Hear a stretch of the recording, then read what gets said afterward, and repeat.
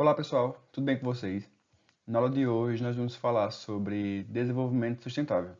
Então nesse capítulo a gente vai falar um pouco sobre diversas formas, diversos fatores que influenciam no desenvolvimento sustentável, desde formas de preservar o meio ambiente, a utilização de alguns recursos que são chamados recursos renováveis, ou até alguns recursos não renováveis que favorecem o desenvolvimento sustentável, como também falar um pouco sobre algumas unidades de conservação, que são algumas regiões do nosso país ou até de todo o planeta, que apresentam algumas áreas que são conservadas para que aquele ambiente ele permaneça vive saudável por muito mais tempo.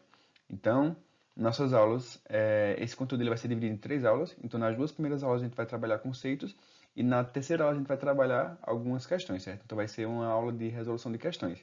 Então, vamos começar. Desenvolvimento sustentável. O que seria esse tema? O que é que ele aborda?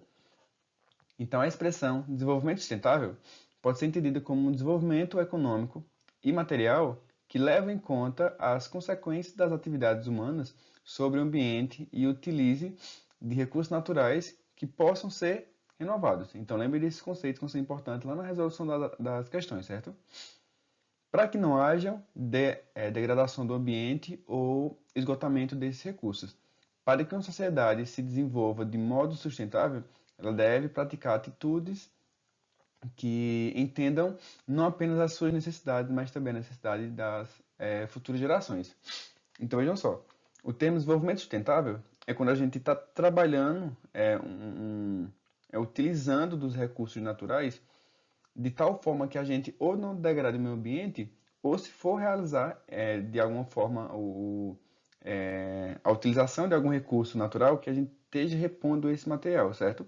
Por que isso? Se a gente pensa, digamos que eu vou utilizar as madeiras de alguma determinada floresta para construir casas. Então, ali não vai me fazer falta agora, mas e as futuras gerações, que não vão ter mais essas árvores, que podem, sei lá, acarretar questões de aumento de temperatura, ou até o próprio ciclo de vida de alguns animais pode ser quebrado com esses fatores, podendo afetar questões de alimentação, entre outros fatores. Então, o desenvolvimento sustentável ele serve para a gente trabalhar essa questão de necessidades futuras das futuras gerações, fazendo com que a gente tenha essa relação entre meio ambiente, economia e sociedade. Então, esse desenvolvimento sustentável ele pensa em a gente realizar as diversas atividades que de fato a gente precisa para viver em sociedade, mas também pensando no meio ambiente para garantir às nossas futuras gerações os mesmos privilégios que a gente, certo?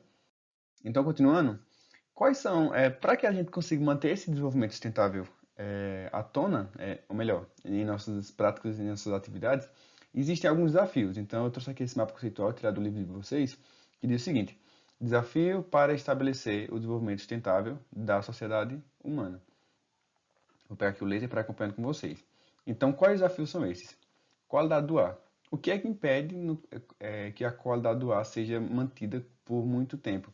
Então, a poluição do ar, que pode vir de carros, pode vir de algumas fábricas, entre outras questões. Então, cada um desses pontos eu vou pontuar e explicar alguns deles, para a gente não deixar a aula muito longa e cansativa, certo? Então, poluição do ar, a chuva ácida, que pode também ser um produto da poluição do ar. Então, se polui o ar, consequentemente, pode gerar alguns gases, como o, o gás carbônico, o gás nitrogênio, os gases nitratos, que eles conseguem se juntar com a água, fazendo uma reação química, produzindo alguns ácidos. Então, daí dão origem às chuvas ácidas. É, os gases que contêm também o enxofre, produzindo o ácido sulfúrico, o ácido carbônico, entre outros ácidos que podem corroborar, que podem favorecer para a produção de uma chuva ácida. Desculpa. A destruição da camada de ozônio, o aquecimento global e alterações climáticas deles decorrentes. Então, aqui são alguns fatores que contribuem para que a gente não tenha uma qualidade uma qualidade ideal do ar. E quanto à água, quais são os desafios para a gente ter uma boa qualidade da água? Então a gente tem a quantidade insuficiente de água. Então a gente vê que com o aumento da população a gente percebe que a necessidade de água ela aumenta. Com isso a gente acaba utilizando água que estão lá nos lençóis freáticos, por exemplo. Então a gente acaba cavando poços e isso acaba tendo um prejuízo futuro. A gente tem o desgaste inadequado das águas servidas. As águas servidas são aquelas águas que saem das nossas casas. Então, essas águas, elas deveriam passar por um tratamento, acabam sendo despejadas nos rios. Então, a gente aí já tem um desafio para a gente conseguir ter uma boa qualidade das águas. Poluição dos mananciais, propagação de doenças transmitidas pela água, falta de acesso à água tratada. Esses aqui são alguns os desafios para a gente ter uma boa qualidade da água. E a obtenção de alimentos, o que é que entra como desafio? A extração de recursos animais e vegetais acima da capacidade natural de renovação.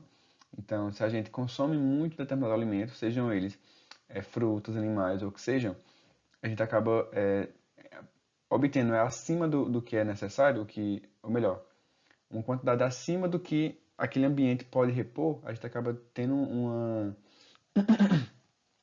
um prejuízo ambiental que pode ser percebido e ser refletido nas nossas sociedades futuras e causar um problema muito sério.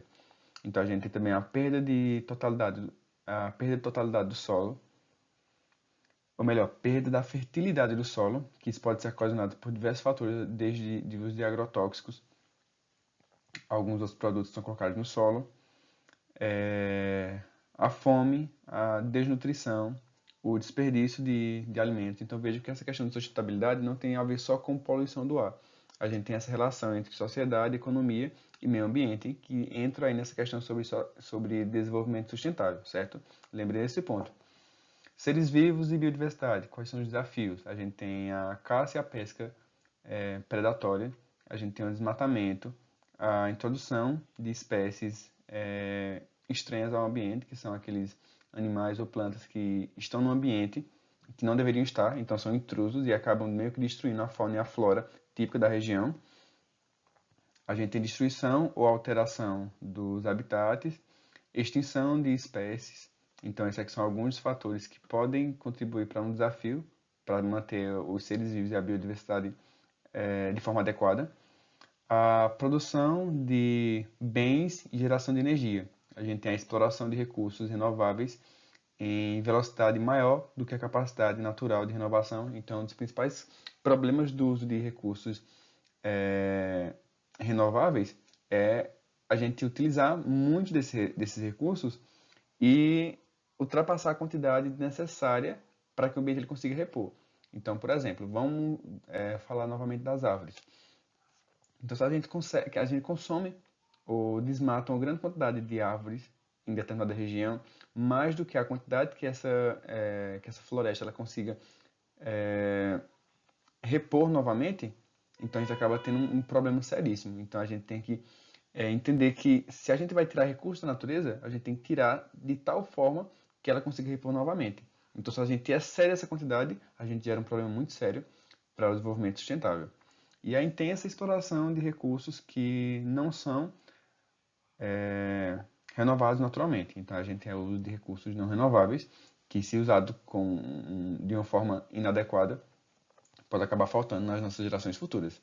Então veja que essa explicação foi uma explicação meio longa, falando sobre os desafios para o estabelecimento do desenvolvimento sustentável, mas foi bem necessário para a gente conseguir compreender e ter aí uma relação entre essa questão de sociedade, economia e meio ambiente que estão entrelaçados na sustentabilidade.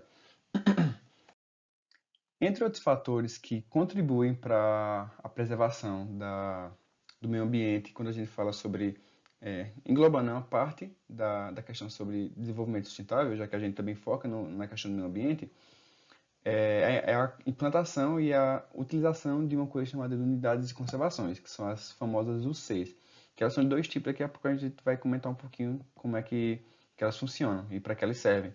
Então, elas são um dos recursos quando a gente fala sobre desenvolvimento sustentável. Então, vamos lá.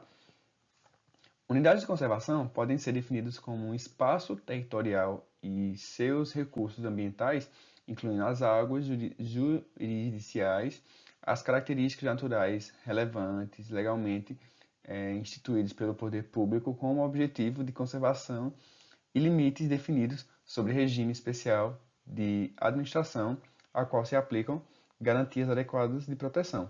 Ou seja, isso aqui é o que está em lei. Então, as unidades de conservação elas servem para preservar determinada região. Então, se determinada região está com risco de perder parte da fauna, da flora, aí em algumas situações são instituídas algumas unidades de conservações para ter uma maior preservação.